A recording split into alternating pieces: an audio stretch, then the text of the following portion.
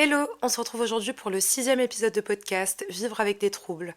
Alors, j'ai galéré à enregistrer un épisode de podcast encore et je me rends compte que j'ai vraiment pas la bonne stratégie. En fait, je fais en sorte absolument que ce soit presque parfait, que je puisse donner des définitions, que ce soit loin d'être la culture du vide, etc. Et je me retrouve à juste faire quelque chose qui n'est pas authentique, qui n'est pas naturel, dans lequel on ne me reconnaît pas. Et ça me correspond pas en fait, ça me correspond juste pas et j'ai envie de faire un podcast, j'ai envie de parler dans un micro, j'ai envie de raconter des trucs de ma vie, j'ai envie de parler de mon expérience, j'ai envie de faire toutes ces choses-là et je me mets énormément de blocage par rapport au fait qu'il faut absolument pas que ce soit la culture du vide, il faut absolument que j'apprenne des choses aux gens et en fait je me perds dans ça. Et aujourd'hui j'ai pas envie d'avoir de plan devant les yeux, j'ai pas envie de vous donner de définition, j'ai pas envie de suivre absolument quelque chose que je vais respecter à la lettre. J'ai juste envie de parler sur un sujet qui m'intéresse, un sujet qui me tient à cœur en fait. Et voilà, parler naturellement sur ça et voir ce que ça donne. Donc c'est sûr que ça sera un peu brouillon, que ça sera pas comme les autres épisodes, que ça sera pas super structuré. Je saurais même pas vous annoncer de plan en début d'épisode. Mais au moins, ça va être moi, ça va être authentique, ça va être Rania, quoi. Et j'espère que ça sera un format qui vous plaira un peu plus. Voilà, je pense qu'on peut commencer. J'ai toujours pas de jingle, donc c'est parti. Donc pourquoi je viens à parler de ce sujet-là? C'est parce que j'ai énormément réfléchi en fait à la manière dont les troubles sont perçus en fait dans la société. On n'arrête pas de nous rabâcher que aujourd'hui on est beaucoup plus éveillé par rapport aux troubles, qu'on les prend beaucoup plus en compte. On parle de dépression, on parle de TDAH, on parle de troubles borderline librement sur les réseaux, etc., etc. Encore plein d'autres troubles, mais on en parle librement. Et du coup, on pourrait se dire que vivre avec, c'est tranquille. Enfin, ça va, c'est beaucoup plus accepté qu'avant, donc ça va, tu vois. Au niveau sociétal plutôt, pardon,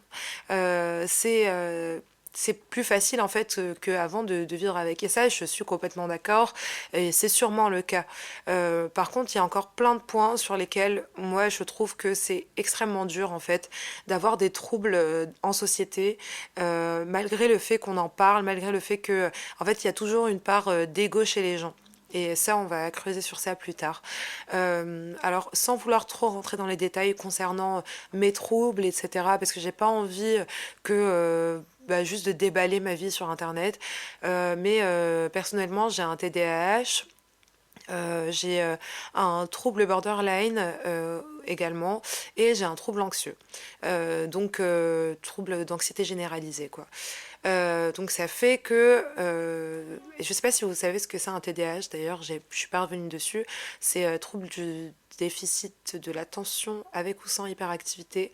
Donc c'est le fait en fait de bon, en fait, aller chercher sur internet, j'ai vraiment la flemme de trouver une définition là, parce qu'on va revenir à ce que j'ai dit au début. J'ai pas envie de vous sortir des définitions et de vous les lire comme si j'étais Google. C'est bon, en fait, ça commence à me saouler de faire comme ça.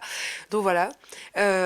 Du coup, où est-ce que je voulais en venir? Je ne sais plus, mais écoutez, c'est pas grave, c'est naturel. Et voilà, alors en fait, le fait d'avoir ces troubles, je me suis rendu compte que vraiment en société, c'était extrêmement compliqué. Tout d'abord parce que on n'arrête pas de nous mettre une pression sur le fait qu'il faut absolument pas justifier ses actes par ses troubles. Et sur ça, je suis bien sûr d'accord d'une certaine manière parce que bah tu vas pas dire bah désolé je suis borderline je peux pas te comprendre sur ça ou genre je suis désolée je fais de l'angoisse donc c'est enfin non tu vois tu peux pas tout justifier par tes troubles bien évidemment mais en fait derrière ça vient créer une pression sur le fait de bah des fois en fait la seule justification à un événement à un comportement ce genre de choses ça va être ton trouble. Désolée, en fait, enfin, à ce moment-là, je n'arrivais pas à te parler. J'avais l'impression que tu étais contre moi. Je n'y peux rien. C'est mon trouble. Par exemple, je suis borderline et c'est dans ce trouble-là, en fait, que des fois, j'ai l'impression que tout le monde est contre moi. Ou désolée, à cause de mes angoisses, c'était juste pas possible pour moi de te répondre. J'ai un trouble anxieux et je n'y arrive vraiment pas. Tu vois, des choses comme ça en fait. Sur ça, je trouve qu'en fait c'est légitime et c'est peut-être un avis controversé, mais pour moi c'est légitime de justifier en fait certaines actions, certains comportements par ces troubles et que même c'est plus logique de faire ça et c'est en fait tu peux mieux expliquer à la personne qu'en vrai il y a des moments où ton trouble prend le dessus sur toi et que c'est ok mais c'est quelque chose qui arrive et il faut le communiquer à la personne et en fait je pense que c'est important de le rappeler parce qu'on nous met tellement une pression sur le fait qu'il ne faut absolument pas euh, justifier ses actes pardon, par ses troubles, qu'il ne faut absolument pas dire bah, je suis borderline donc nan, nan, enfin bref, tout ce que j'ai expliqué au début. Et en fait, si tu peux le faire de temps en temps pour expliquer certains comportements que tu ne peux expliquer que par ça en fait. Et déjà, il y a ce point-là qui est assez compliqué à accepter, enfin à vivre en société. Derrière, tu as le côté aussi, par exemple, tu as un TDAH, tu es en train de parler avec quelqu'un et bah, d'un coup, ton cerveau va se déconnecter. Parce que tu as un TDAH et bah, il y a des moments où ton cerveau, c'est bon, c'est tout blanc, il n'y a rien qui fonctionne et tu perds le fil complètement de la conversation. Dans ce genre de moment, c'est extrêmement enfin gênant en fait pour la personne à qui ça arrive, qui n'arrive plus à suivre, de demander de juste est-ce que tu pourrais répéter ce que tu viens de dire parce que en fait je suis désolée, j'ai là tu peux le dire, tu vois, on revient au premier point, j'ai un TDAH et il y a des moments comme ça où je déconnecte et c'est vraiment pas contre toi. Ce que tu disais, c'était super intéressant, mais j'ai déconnecté, je suis désolée. Et en fait, la plupart du temps, c'est là où je parle d'ego. La personne peut avoir tendance à mal le prendre en fait et se dire mais putain elle m'écoute pas. Moi je suis en train de lui parler, elle me dit qu'elle a complètement déconnecté, elle m'écoute pas. Et en fait bah non, tu vois, dans ce genre de moment, c'est ok aussi de justifier ça par ses troubles. En fait, où est-ce que je veux en venir?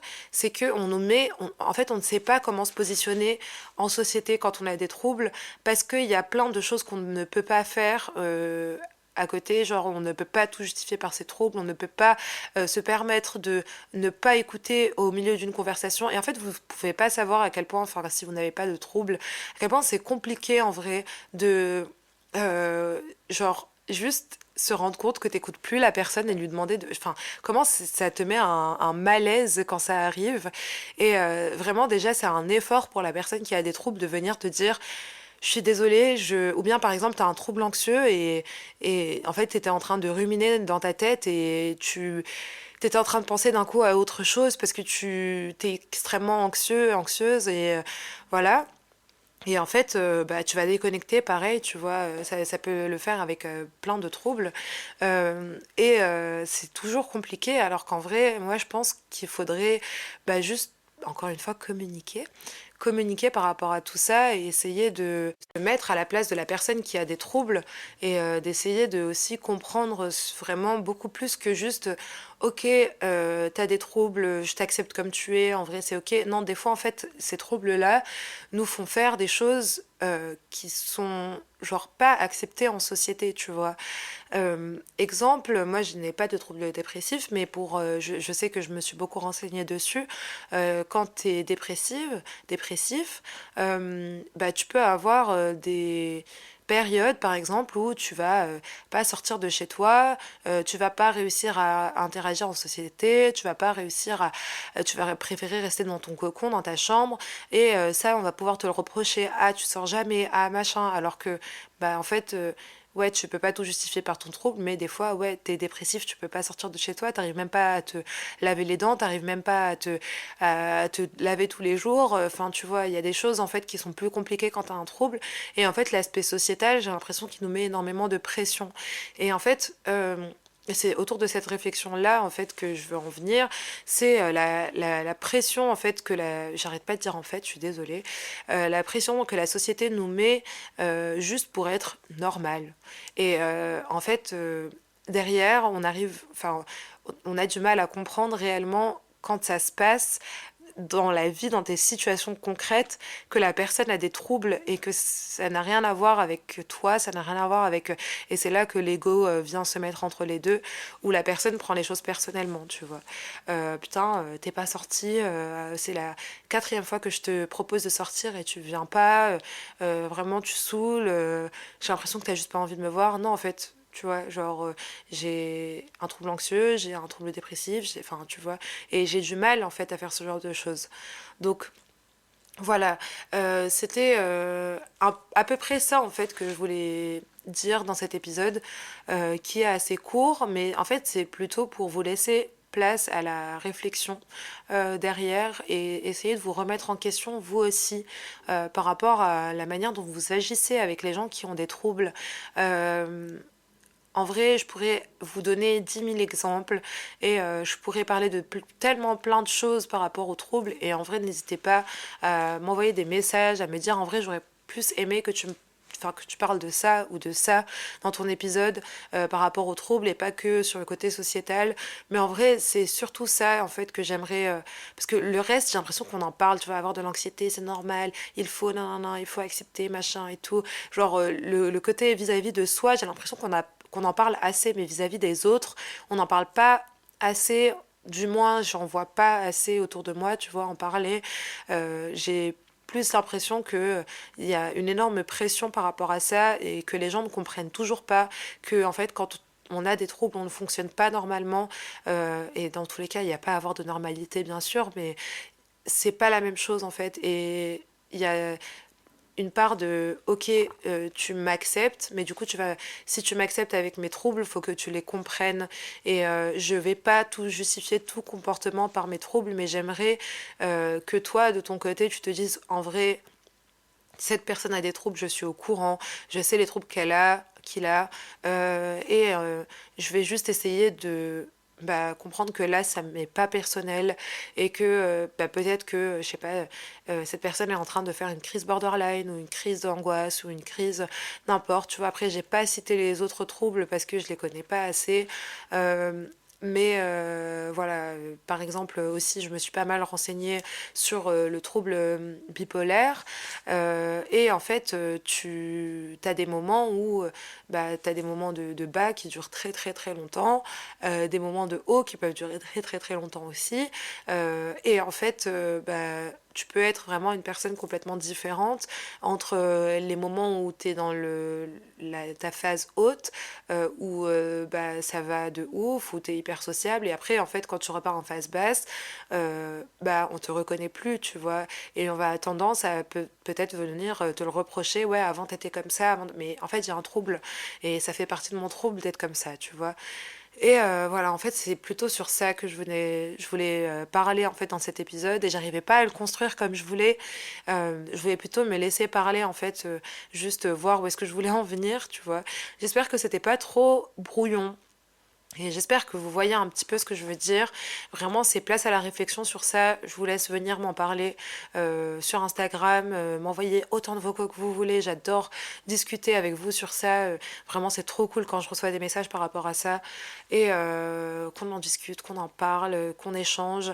Et peut-être que je viendrai à faire un autre épisode sur les troubles, sur lesquels j'aborderai d'autres côtés des troubles. Parce que dans tous les cas, il y a énormément de choses à dire sur ce sujet. Mais je voulais principalement aborder ce côté-là. Voilà. J'espère quand même que cet épisode vous aura plu. Il était assez court, mais bon, j'ai essayé de parler de manière un peu plus libre et j'espère que c'est un format qui vous plaît un peu plus parce que c'est un format dans lequel je me sens un peu mieux. Voilà. Et je pense que c'est tout. J'espère vraiment que c'était pas trop brouillon et désolée pour les en fait, etc. Bref, je sais, et les brefs, je sais que j'ai un peu de mal avec ça, mais surtout là, en total impro, c'est vrai que c'est compliqué de suivre un cheminement clair et précis. Mais voilà. Et j'espère que ça vous aura plu. Je vous fais plein de bisous et on se retrouve dans le prochain épisode. Gros bisous!